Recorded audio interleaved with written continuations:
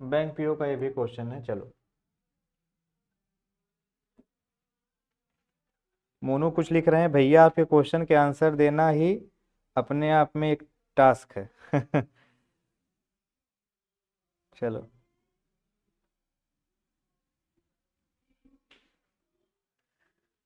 ये क्या है? After joining the Hong Kong based bank in 1990 he has head various departments including corporate and investment banking. चलो कर लो, इसको कर लो, ये तो बेसिक क्वेश्चन है यार। ये वह बेसिक क्वेश्चन है, वह बेसिक का जो मेरा पेड बैच है उसके बेसिक लेवल का क्वेश्चन है, ये बेसिक क्वेश्चन है। चलो लगाओ, जोर लगा के आयशा, करते रहो।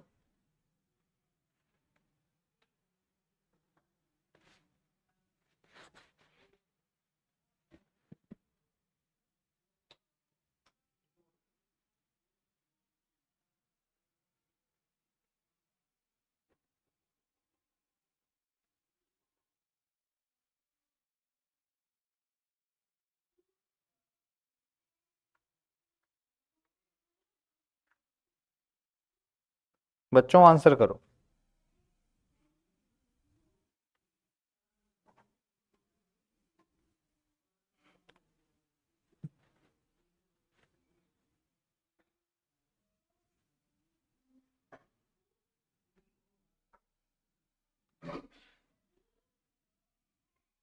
आंसर ही गायब हो जाते हैं कमेंट बॉक्स से। हमको लगता है बच्चा दो तीन बार पढ़ता है सेंटेंस को कि कहीं कोई क्लू मिल जाए, कहीं कोई क्लू मिल जाए, लेकिन कोई क्लू मिलता ही नहीं है। और मैं आपसे फिर एक चीज बता रहा हूँ कि मैं लाइव में बेसिक क्वेश्चन ही कराता हूँ, मैं बिल्कुल एडवांस क्वेश्चन नहीं कराता। लाइव का मतलब बेसिक क्वेश्चन। मैं बेसिक क्वेश्चन करा रहा हूँ भाई, मुझे भी अपनी इज्जत प्यारी है, इतने टफ क्वेश्चन क्यों कराएं कि बच्चा भाग जाए। इसलिए मैं बेसिक क्वेश्चन ही करा रहा हूँ। इन्हें कहीं पेड बैच का क्वेश्चन दे दें तब तो ये उड़ जाएंगे 2 मिनट में।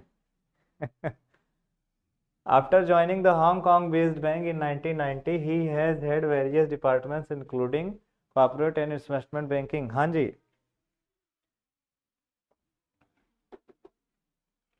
हाँ हेडेड होगा आई थिंक। रोमन रिंग्स खुश रहिए। मोनू का आंसर सही है, बाकी सब सही है। रवि कुमार कह रहे हैं सर आप स्लो पढ़ाते हो। अबे, अब इससे तेज क्या पढ़ाऊं रवि?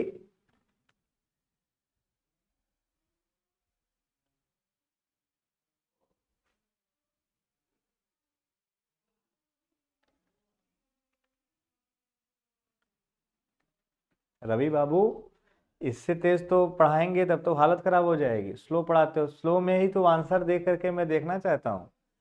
हाँ ये है कि तेज पढ़ाने लगेंगे तो फिर मतलब समझ ही नहीं पाओगे क्या है कैसे। समय दे देता हूँ भरपूर कि आंसर आराम से करो, ठीक है।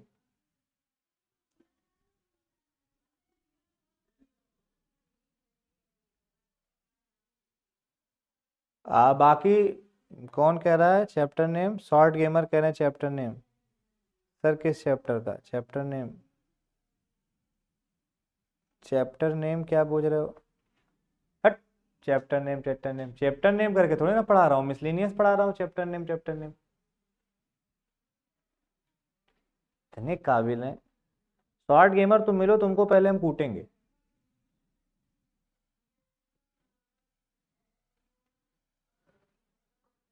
After joining the Hong Kong based bank, देखो एक चीज समझना।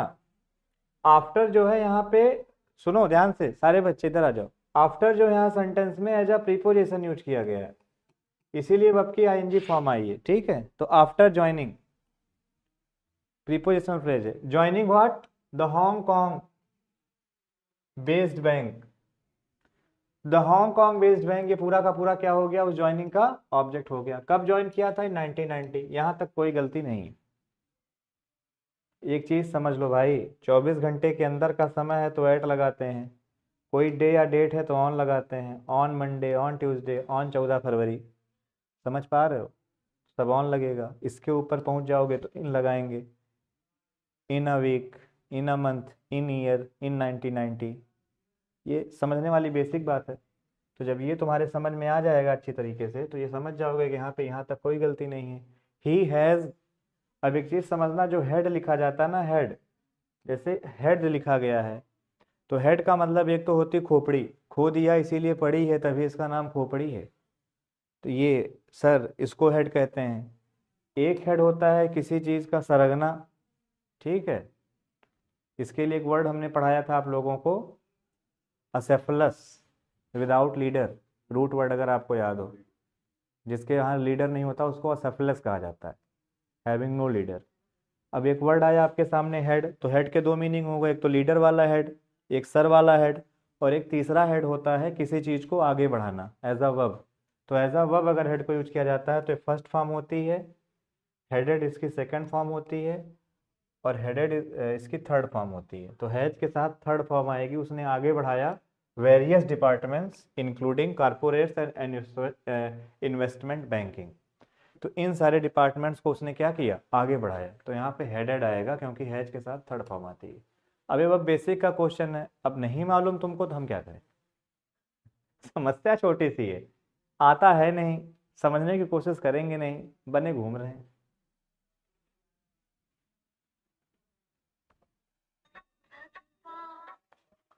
हाँ भैया। हम्म। हम्म। लाइफ में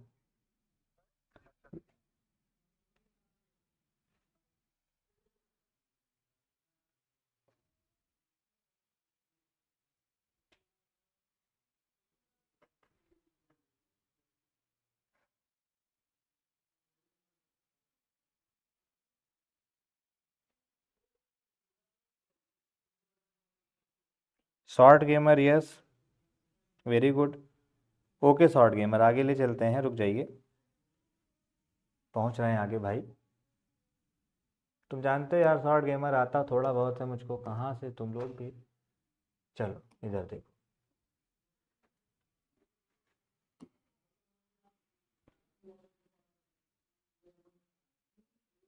अब ये तो बहुत सिंपल क्वेश्चन है,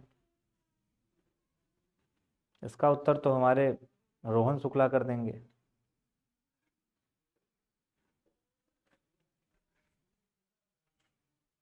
3 महीने बाद आज क्लास में आ रहा है, जादू।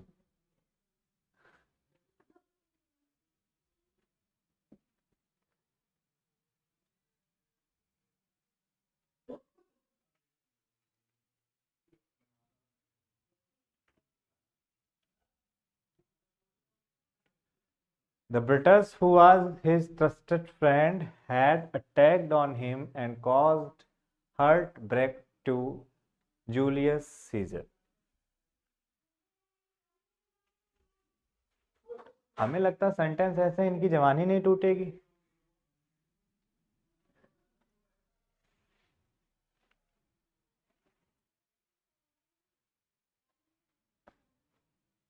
शॉर्ट गेमर कह रहे हैं ए होगा। शॉर्ट गेमर जल्दबाजी मत करो, ए होगा कि बी होगा कि सी होगा कि डी होगा, बच्चा ये मत बताओ मेरे भैया, मेरे छोटे भाई, मुझे ये बताओ गलती क्या है।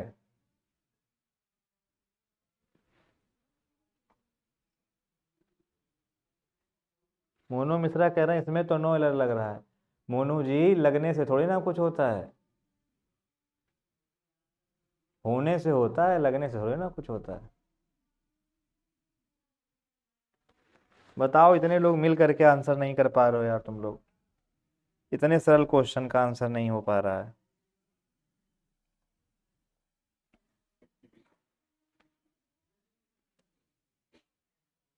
रवि कुमार कहाँ हो, आजा, तुझको पुकारे मेरा प्यार।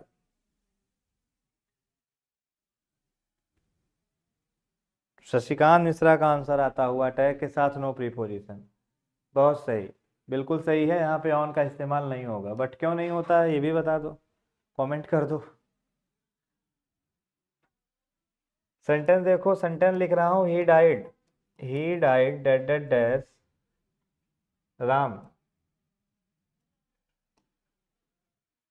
दूसरा मैं लिख रहा हूँ, he killed dead dead dash Ravan.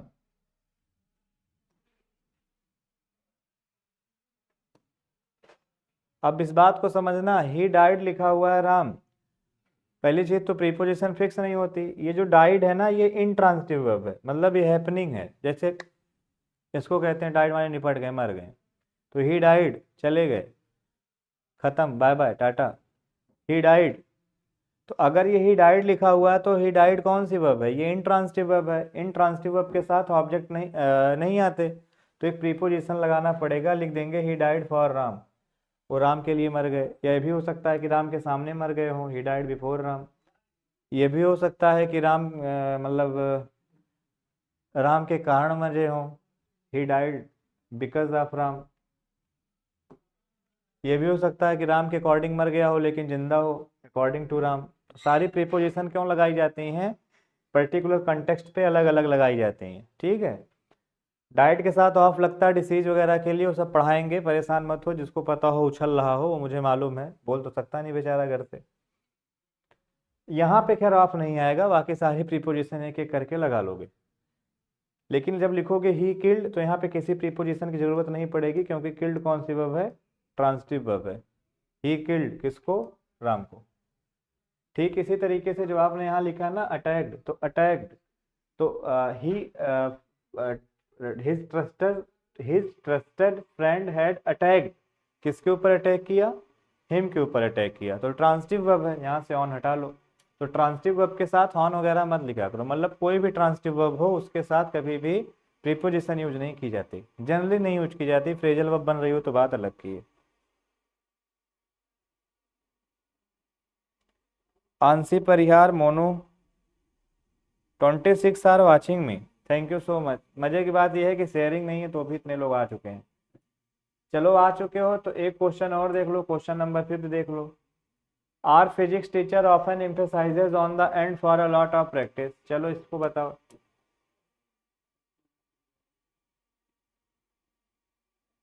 ये वाले क्वेश्चन का आंसर दो।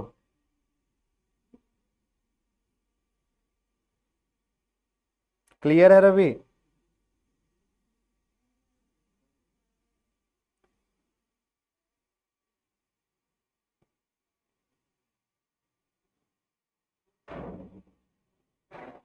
एक एक योद्धा में अपनी पूरी शक्ति लगाना।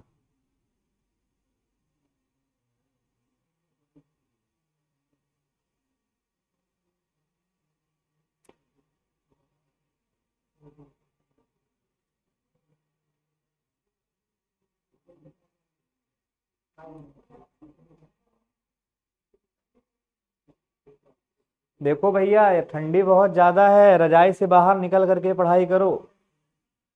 हमारे नीतियां भी यही कहती हैं, हमारे पुराण भी यही कहते हैं कि सुखार्थिनो कुतो विद्या, सुखार्थिनो कुतो विद्या, अविदस्य कुतो धनम, अधनस्य कुतो मित्रम, अमृतस्य कुतो सुखम। सुख चाहने वाले को विद्या कहाँ, और बिना विद्या के धन कहाँ, बिना धन के मित्र कहाँ, और बिना मित्र के सुख कहाँ। इसलिए मैं आपसे कह रहा हूं, एक और भी है इसी तरीके से, सुखार्थिनो कुतो विद्या, विद्यार्थिनो कुतो सुखम, सुखार्थिनो व तजेत विद्या, विद्यार्थी व तजेत सुखम। तो ये नीतियां जो हैं इसको सबको फॉलो करना चाहिए हम लोगों को। ऑफनली में भी, या हा उत्कर्ष गौतम कह रहे हैं कि होगा एम्फेसाइज एट, आशीष जी कह रहे हैं, आशीष प्रजापति जी कह रहे हैं बी होगा, एम्फेसाइजेज एट होगा। गजब गजब के आंसर देते हो, अच्छा सभी लोग, एकदम कलेजा हिल जाता है अंदर से। आओ देखो,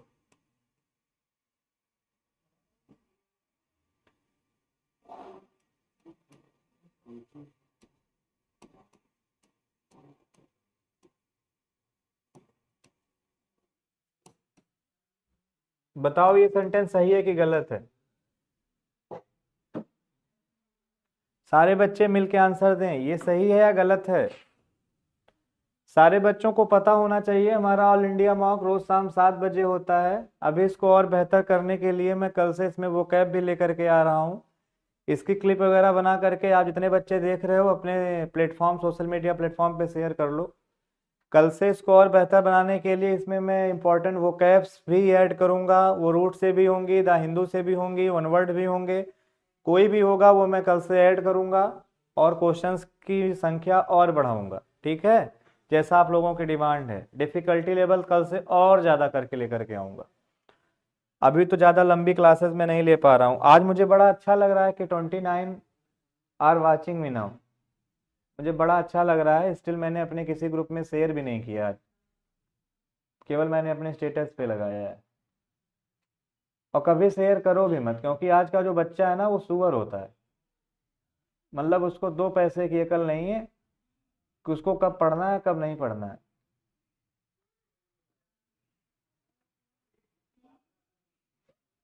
हाँ, पढ़ाई करते समय एंजॉयमेंट करता है वो, क्लास में आता है मुशायरा करने। अतुल दीक्षित कह रहे हैं गलत है क्योंकि आप सही सेंटेंस लिखते ही नहीं है। बिल्कुल सही कह रहे हो भाई, बिल्कुल। तुम्हारा आंसर तो दिल छू गया, बिल्कुल सही है। आदर्श गौर कह रहे हैं भी होगा। आशीष प्रजापति, चलो भाई आ जाओ। देखो ये सेंटेंस गलत है बच्चे। अच्छा, क्यों गलत है?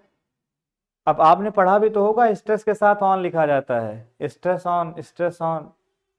लेकिन यहाँ ऑन नहीं आएगा, क्योंकि स्ट्रेस को यहाँ सेंटेंस में कैसे यूज कर रहे हो? यहाँ पे स्ट्रेस को सेंटेंस में एज अ वर्ब यूज कर रहे हो। आई सब्जेक्ट है, आई स्ट्रेस व्हाट दैट मैटर। इसको ऑब्जेक्ट मिल गया, यहाँ पे प्रीपोजिशन की जरूरत नहीं है। लेकिन अगर मैं यहीं पर दूसरा सेंटेंस लिख दूं, यहीं पर अगर मैं दूसरा सेंटेंस लिख दूं ऐसे, आई लेड नो स्ट्रेस, अब लिखूं ऑन दैट मैटर, अब ये सेंटेंस सही हो गया। क्यों सही हो गया? क्योंकि ये जो नो है ना, नो के बाद जो भी लिखा जाएगा वो नाउन ही आएगा, क्योंकि नो एक डिटर्मिनर है, ये नाउन है। तो जब स्ट्रेस को एज अ नाउन यूज करते हैं तब तो ऑन प्रीपोजिशन आती है, लेकिन स्ट्रेस को अगर एज अ वर्ब यूज करते हैं तो ऑन प्रीपोजिशन नहीं आती। अब किताबों में आधा अधूरा लिख करके पढ़ा दिया गया, आधा अधूरा, तो मेरी गलती थोड़ी ना है। पढ़ोगे दो कौड़े की किताब तो बनोगे। इंग्लिश पढ़ना या कोई भी लैंग्वेज पढ़ना कम से कम 1 साल लगता है सिलेबस पूरा करने में। यहाँ यूट्यूब पर मैं देखता हूँ मैराथन चला करती, एक क्लास सब क्लास। अबे स्टूडेंट बना रहा, कबाड़ी बना रहा, समझ में नहीं आता कुछ। होली ऑफर, दीपावली ऑफर, मुशायरा ऑफर, ये ऑफर, वो offer, this offer, that offer, ये कोर्स ले लो, इससे सिलेक्शन, कुछ नहीं होता बच्चा। ये सब बेवकूफ़ी के फंदे हैं। पढ़ाई तुमको करनी पड़ेगी, पहले ढंग से सिलेबस खत्म करो साल भर का समय लगा करके, फिर 6 महीने में रिवीजन करो, 6 महीना मॉक लगाओ, 2 ढाई साल समय खुद पे इन्वेस्ट करो, इसके बाद तुम्हारा सिलेक्शन होगा। और खुद पे समय नहीं इन्वेस्ट कर सकते हो तो फिर तैयार हो जाओ ताने सुनने के लिए, और तैयार हो जाओ अपना भविष्य अपने हाथों से बर्बाद करने के लिए। और मिट्टी के तेल डाल के नहीं बर्बाद करोगे, पेट्रोल डाल के बर्बाद करोगे, समय नहीं लगेगा बर्बाद होने में। हकीकत है ये। स्ट्रेस को जब एज अ वर्ब यूज करते हैं तो नो प्रीपोजिशन, स्ट्रेस को एज अ नाउन यूज करते हैं तो प्रीपोजिशन ऑन। ये हमें सीखना है, ये हमें समझना है।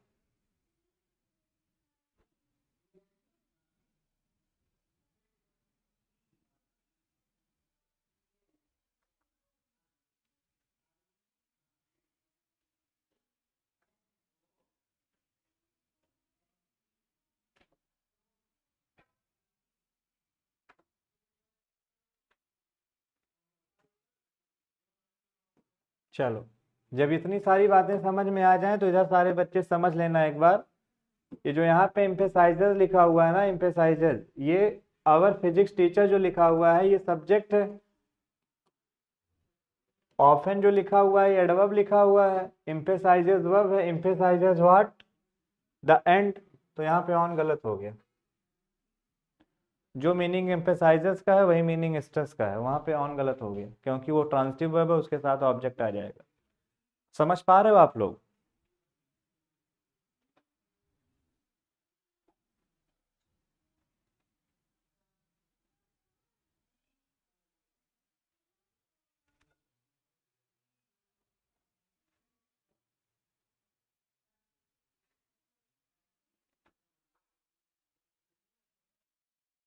5 मैंने बता दिया शॉर्ट गेमर भाई, 5 मैंने बता दिया है।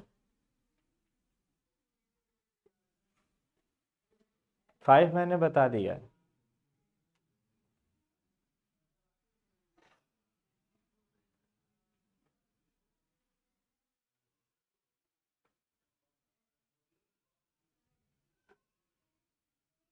तो दोस्तों सेशन को यहीं तक रखते हैं। बाकी और क्वेश्चंस के लिए कल जुड़िए। कल की क्लास में 10 क्वेश्चन लेकर के आने की कोशिश करता हूँ और वो कैब भी साथ साथ कराने की कोशिश करता हूँ, ठीक है।